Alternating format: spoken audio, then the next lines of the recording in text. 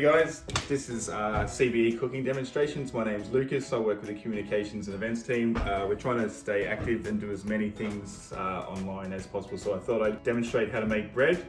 The things that you'll need today: flour. I've bought some premium self-raising flour. I was able to find some yeast, which was sort of like finding hen's teeth. It was pretty rare. We need salt, coarse salt, canola cooking oil spray as well. The tools that you'll need: wooden spoon, spatula, fork, and a knife. Baking tray. Prep, it's going to take us, I hope, about 10-15 minutes to make up this dough. Then we're going to let it sit for about three hours. And then after that, we're going to bake it for about 25 minutes. The last thing I need, actually, which I did forget, 360 mils of cool water. I've got 420 grams of flour. I've got 2 teaspoons of yeast and 2 teaspoons of coarse salt. So I'm just going to dump all these into the mixing bowl, which has already got the flour in.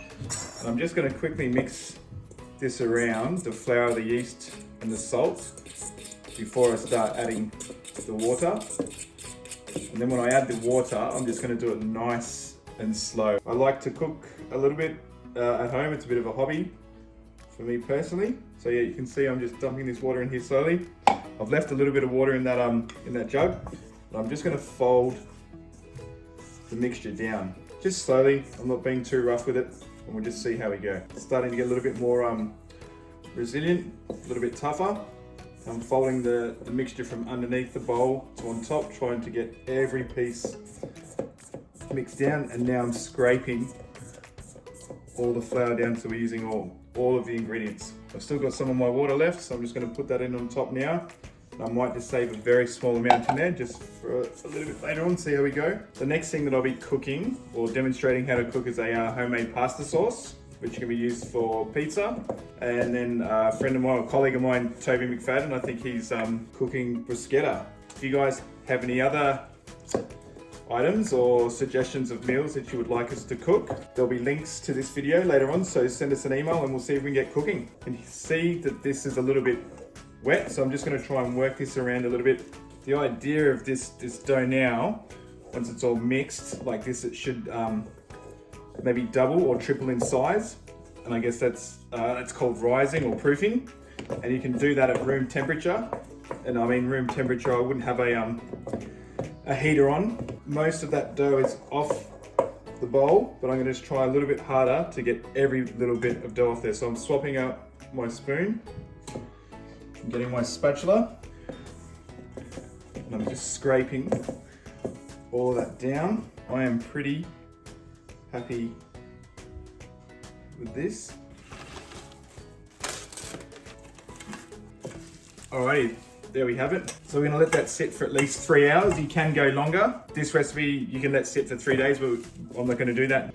It's been just over 3.5 hours. I'm a little bit concerned. I haven't seen the dough rise too much, but my little boy Aaron tells me that it looks like it has rise. What I am going to do is I'm going to take this dough out of here. I'm going to portion it in half, and then with one half we're going to make the bread. With the other half I'm going to let it proof for another 10 to 12 hours as suggested. We can do that. Just some flour. Just going to spread it out a little bit. It's my workspace. Beautiful. I'm just putting a little bit of flour on top so it's not so wet, the dough's not so wet. I'm trying to make sure that all of the dough just gets a bit of flour on. And the reason I'm doing this is just so it's a little bit more workable. So what I'm going to do is I'm going to fold it around. I'm trying to, without letting the dough get too attached to my hands, otherwise it's just going to be a sticky mess. So we want to fold it from inside out and outside in. I'm using my fingers to get in the dough and push it around, but at the same time it's still attaching itself, so I don't want to put too much flour on, and I think that's probably going to be the last. Yeah, this is good, so it's not attaching itself to my fingers anymore. So with one half we're going to cook, and with the other half I'm going to cook back into a mixing bowl and cover it. And the reason I'm doing this is, I guess we're experimenting, and that's one of the cool things about cooking and stuff. You get to trial and error. One bit of dough, we will still make bread. Other bit of dough, we're going to make bread, but we're going to see if we get a different end result. Before I started the video, I put my oven on. I put it on full crank. It's suggested to go at 246 degrees fan force and Celsius. There we go. Spit. And I'm not cutting too deep, I'm really just trying to get those 3 defined lines in there. That's it. 25 minutes at 245. Hey guys, it's been 25 minutes. We're just going to pull it out. After that, we've got to let it sit for 5 minutes. Smoke alarm's definitely going to go off now. Not bad. It should make a bit of a knocking sound. It should sound hollow. So yeah, I think that's the sound it should make. But yeah, we'll check back in 5 minutes. Just been just under 5 minutes. So I'm going to grab him and have a look inside. It's still pretty hot. Still a little bit doughy. You can see there's some more holes and stuff like that. But yeah, I'm pretty happy with this. Gosh, it's hot.